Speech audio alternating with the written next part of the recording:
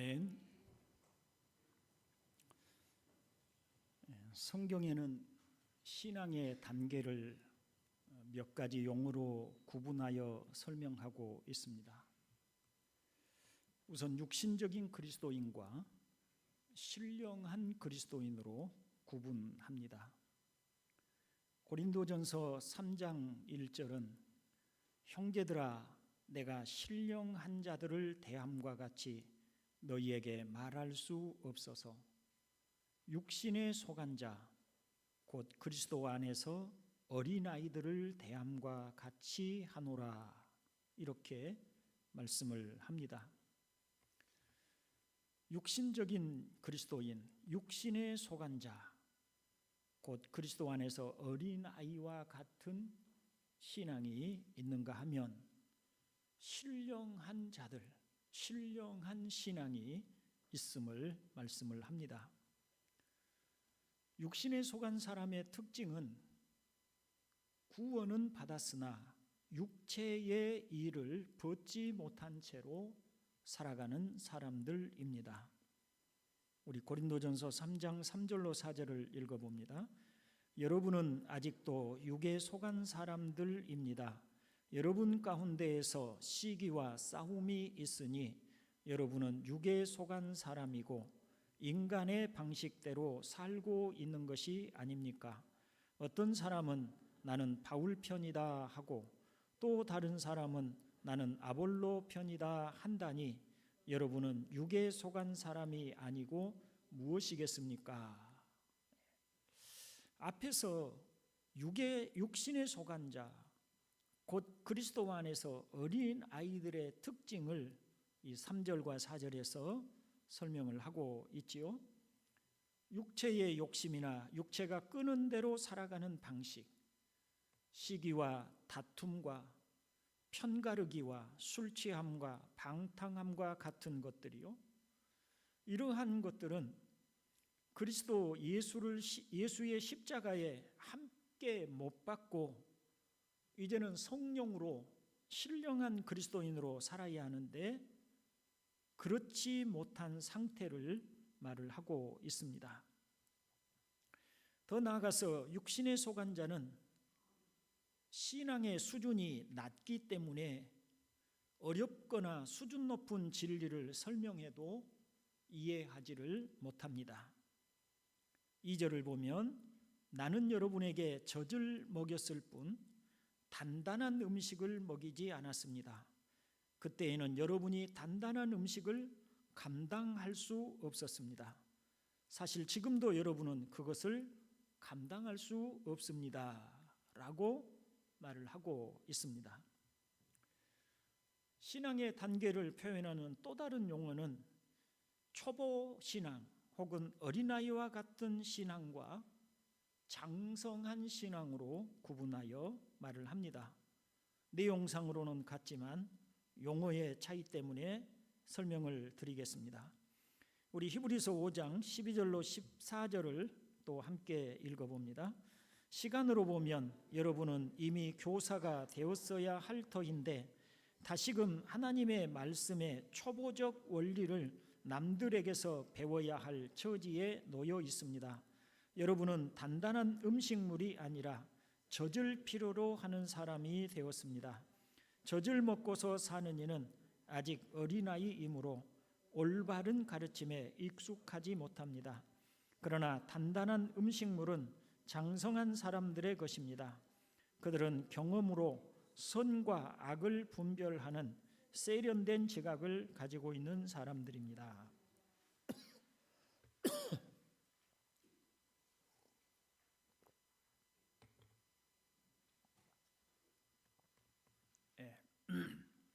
예수를 믿고 그리스도 안에 들어온 시간상으로 보면 이미 다른 사람들에게 진리를 가르치고 설명하고 전해야 할 만한 그런 시간이 흘렀지만 여전히 어린아이 같은 초보적인 신앙을 가지고 있음을 말을 합니다.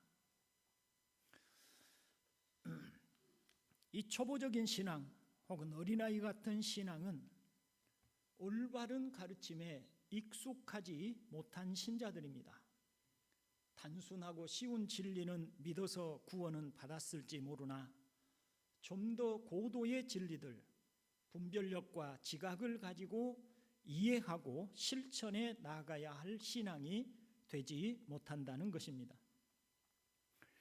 이렇게 신앙의 단계가 낮다면 더 성장하고 사람이 나이가 들어가고 세월이 가면서 더 장성한 사람이 되어 가듯이 성장해 가야 할 텐데, 이 신앙의 발전을 위해서는 무엇이 필요한가라고 할 때 그 히브리서 6장에서 말씀을 하고 있습니다. 또다시 7절로 8절을 읽어봅니다. 땅이 자주 내리는 비를 흡수하여 농사짓는 사람에게 유익한 농작물을 내주면 그 땅은 하나님께로부터 복을 받습니다. 그러나 가시덤불과 엉겅퀴를 내면 그 땅은 쓸모가 없어지고 저주를 받아서 마침내는 불에 타고 말 것입니다. 여기 땅과 비가 단순히 우리가 생각하는 농토와 그리고 하늘로부터 오는 내리는 비를 의미하는 것이 아닌 것을 잘 아시죠? 하나님께서 비를 내리듯이, 자주 비를 내리듯이 은혜를 내려주실 때, 특별히 말씀의 은혜를 주실 때 이 말씀을 잘 흡수하여 이 말씀에 합당한 열매를 내면 하나님께 복을 받는 사람이 될 터이지만, 그런데 말씀을 늘 들으나 이 말씀으로 합당한 열매를 맺지 못하면 그는 육신에 속한 신앙, 성장하지 못한 신앙으로 남게 되고 하나님 앞에 쓸모없는 신앙이 될 것이라는 경고를 말씀하고 있습니다. 우리가 어떤 경로로 신앙을 하게 되었는지 각자가 다를 것입니다. 어떤 사람은 심각한 몸의 질병으로 인해서 주님을 찾는 사람도 있겠지요.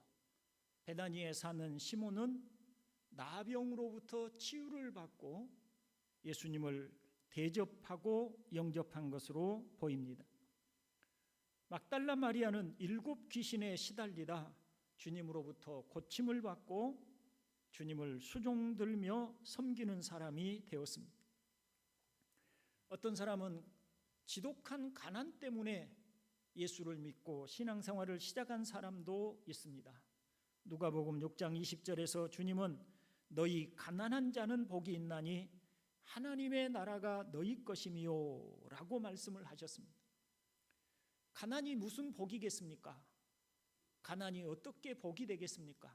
그런데 복이 아닌 가난이 오히려 가난 때문에 하나님을 찾고 주님을 의지하여 신앙을 갖게 되고 구원을 받게 되면 그 가난이 복이 되는 것입니다. 이처럼 어떤 경로를 통해서 신앙생활을 하게 되었는지 다양한 이유를 가지고 있겠지만 예수님을 만나고 복음을 믿어서 구원을 받았다면 이제는 초보적인 신앙에 머무르지 말고 신령한 은혜를 사모하고 장성한 신앙으로 나아가도록 힘써야 합니다. 여러분, 신앙이 성장할수록 신자는 자기 자신과 자기의 행복에 집중하던 데에서 신앙의 대상이신 하나님을 바라보게 되어 있습니다. 하나님이 주실 선물들에 집중하는 것이 아니라 선물을 주시는 하나님 그분을 바라보며 그분 자체를 사랑하며 따르게 되어 있습니다. 지난주에 살펴본 출애굽기 33장의 말씀에서 모세가 하나님의 영광을 보여주십시오 라고 기도한 것과 같이 하나님께 초점을 맞추게 되어 있는 것입니다. 더 나아가서 하나님과 하나님 나라를 사모하게 됩니다. 너희는 먼저 그의 나라와 그의 의를 구하라고 하신 대로 먹는 것과 마시는 것과 같은 자잘한 삶의 문제보다 더욱 하나님의 영광을 바라보며 구하게 되는 것입니다. 우리 6월 달력에 아버지의 뜻이 하늘에서 온전히 이루어지듯이 아버지의 자녀로 온전히 살면서 먼저 아버지의 나라와 의를 구하게 하옵소서라는 기도 문구가 쓰여 있습니다. 진실로 우리의 겉사람은 자꾸 늙어가고 후패하여 갈지라도 우리의 속사람은 날로 새로워지는 성도로 날마다 하나님을 더욱 사모하며 살아가는 성도가 되기를 주님의 이름으로 축원을 드립니다. 이제 저는 참으로 하나님의 영광을 바라보고 갈망하고, 그래서 모세처럼 하나님의 영광을 보았던 사람들의 이야기를 통해서 우리가 무엇을 갈망해야 할 것인지에 대해서 말씀을 드리려고 합니다. 제가 여러분에게 읽어드렸던 고린도후서 12장 1절로 4절 본문의 말씀은 바울의 체험을 소개한 것입니다.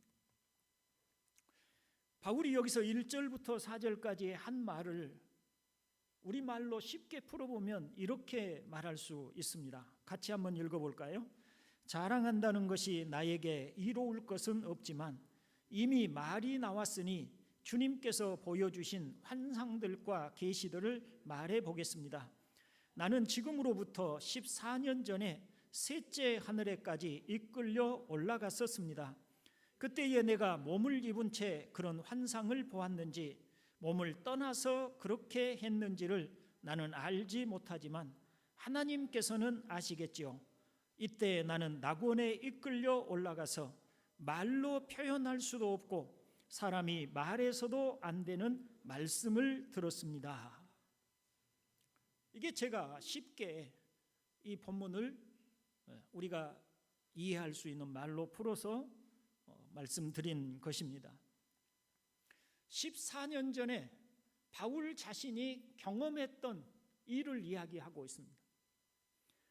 그가 환상 가운데 하나님을 뵙게 되는데, 낙원에 이끌려 가게 되는데, 그는 자신이 환상 가운데 이끌려 갔기 때문에 몸과 함께 이끌려 간 것인지 아니면 그의 영만 간 것인지 정확하게 분별할 수도 없는 상태에서 셋째 하늘, 낙원이라고 표현하는 곳에 가게 되었어요.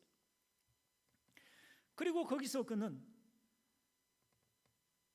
말로 표현할 수도 없고 또 사람이 말해서도 안 되는 기이한 경험을 하게 됩니다. 얼마나 그 기이한 경험이, 그가 경험했던 바가 얼마나 놀랍고 기이하고 특별한 것이기에 하나님께서는 혹시라도 그가 그 일로 인하여서 교만해질까 싶어서 그에게 사탄의 사자라고 말할 수 있는 몸에 가시를 주셔서 교만치 못하도록 하셨다고 고백을 합니다. 여러분, 바울이 어떤 사람입니까? 저는 늘 바울을 사모합니다. 왜냐하면 그처럼 주님을 사랑했던 사람, 그렇게 주님 앞에 헌신했던 사람, 온전히 주님을 붙쫓았던 사람이 어디가 있습니까? 바울은 참 위대한 신앙인이요, 정말 하나님 앞에 또 모든 믿음의 사람들의 본이 될 만한 그런 사람입니다. 그런데 그런 바울이라도 교만하게 될 수밖에 없는, 하나님이 교만하게 될까 염려하여서 몸에 가시를 주실 수밖에 없는 그런 기이한 경험을 했다는 것입니다. 바울 또한 사람이기 때문에 하나님의 온전한 영광을 볼 수 없었을 것입니다. 육체를 가진 사람이 하나님의 온전한 영광을 얼굴과 얼굴을 대하듯이 보게 되면 아무도 살아남을 사람이 없기 때문에 모세를 하나님이 그 손바닥으로 덮으셔서 하나님의 영광의 일부분만 보여주셨듯이 바울에게도 일부분의 영광만을 보여주셨을 것입니다.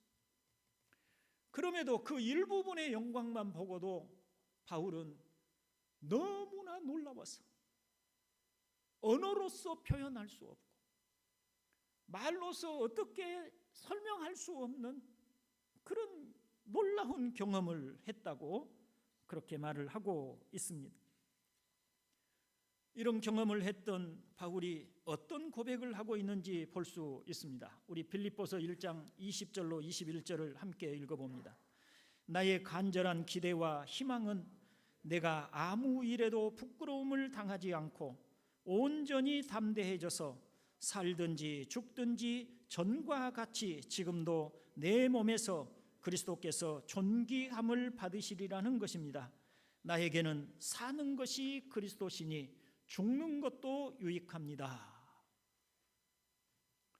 이런 하나님의 영광을 보고 나니 이제는 자신이 육체를 입고 사는 것이 그다지 의미가 없어요. 너무나 놀랍고 환상적인 그런 세상을 엿보고 나니까 차라리 나는 주님과 함께 영원히 거하고 싶어요.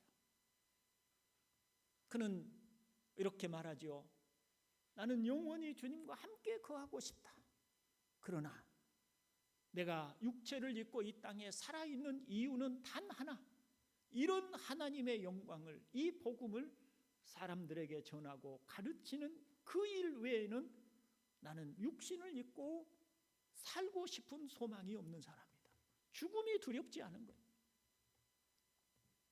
내게 사는 것은 그리스도니 온전히 그리스도만 살고 그리스도만 그의 마음에 가득 채워진 것입니다.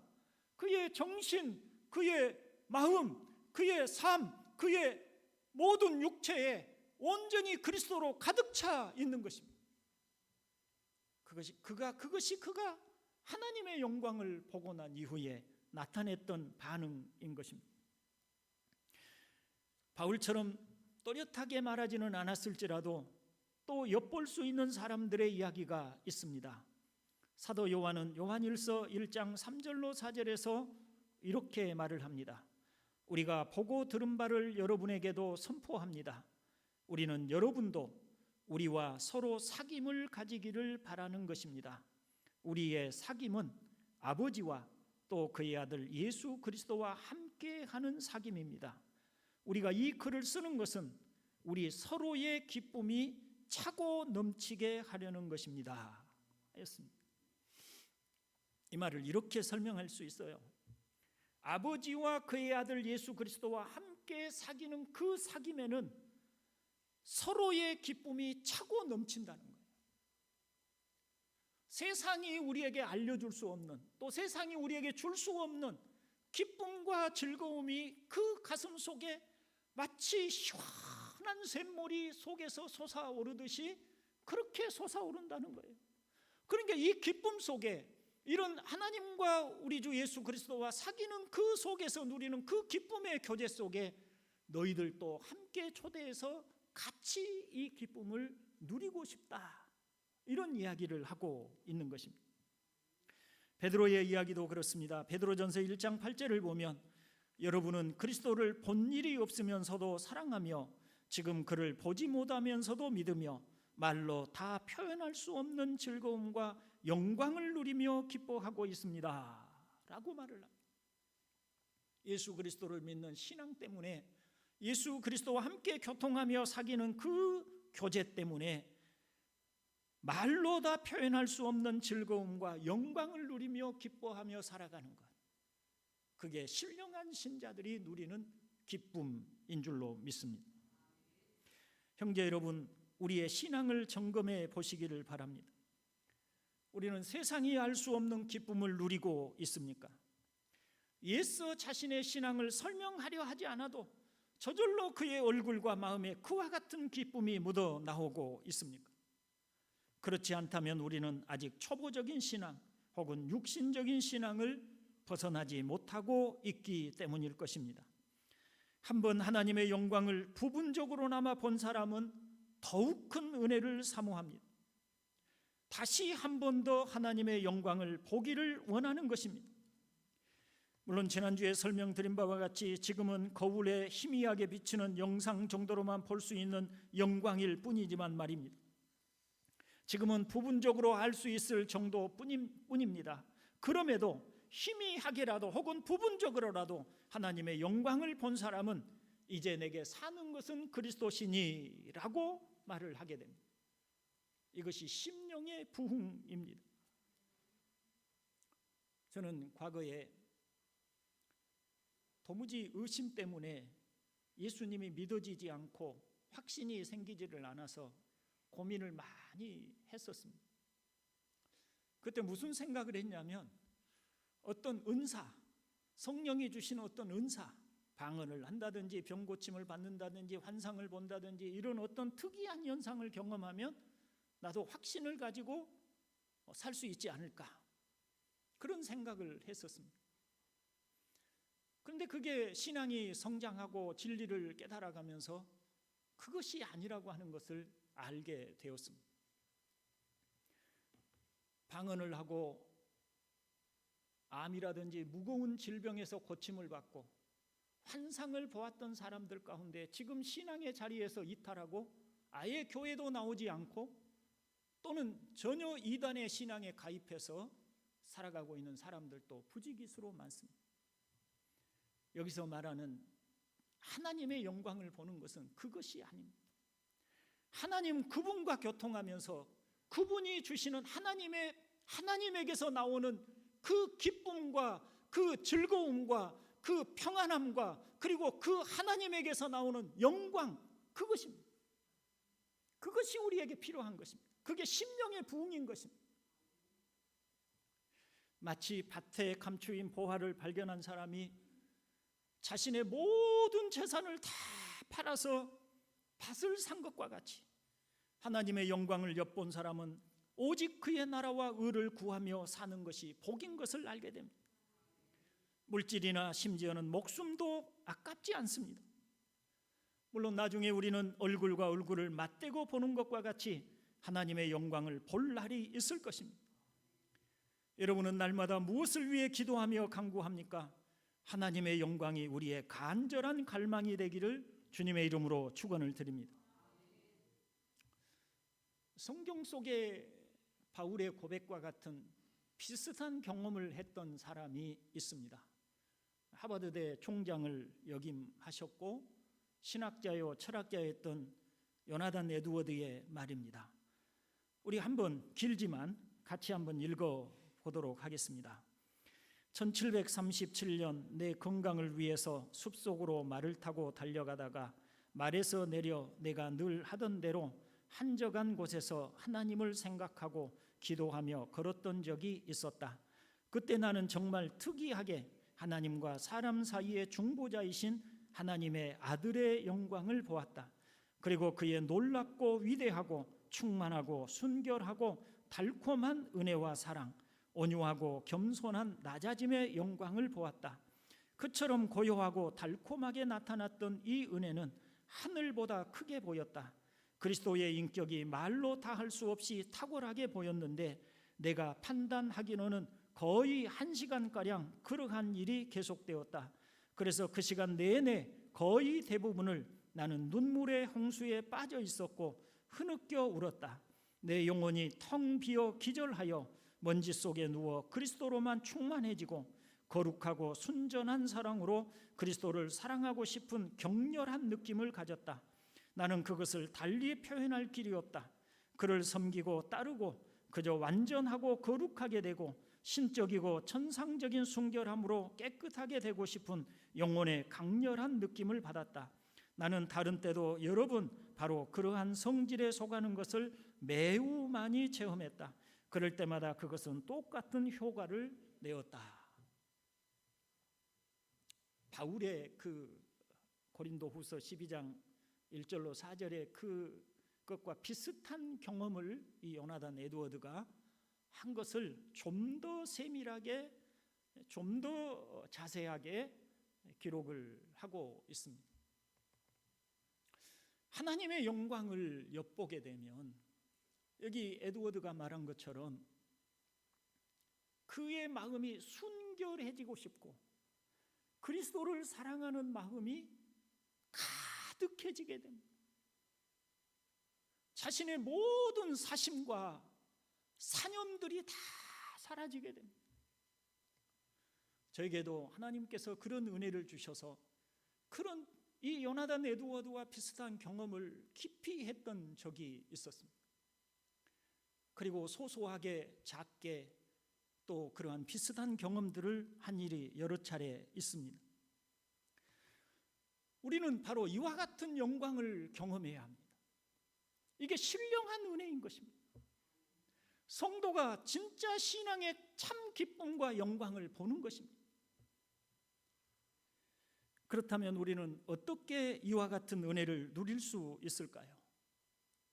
아마도 스펄전 목사도 그런 은혜를 늘 누렸던 것 같습니다. 그가 은혜를 누릴 수 있는 비결을 말하고 있습니다. 자기가 은혜의 언약에 참여하고 있으며 속죄의 피와 하늘의 영광의 분깃을 가지고 있다는 완전한 확신을 하는 사람은 행복합니다. 만일 여러분이 간절히 알고 싶어 하면 그럴 수 있음을 잊지 마십시오. 이게 핵심입니다. 만일 여러분이 간절히 알고 싶어 하면 그럴 수 있습니다.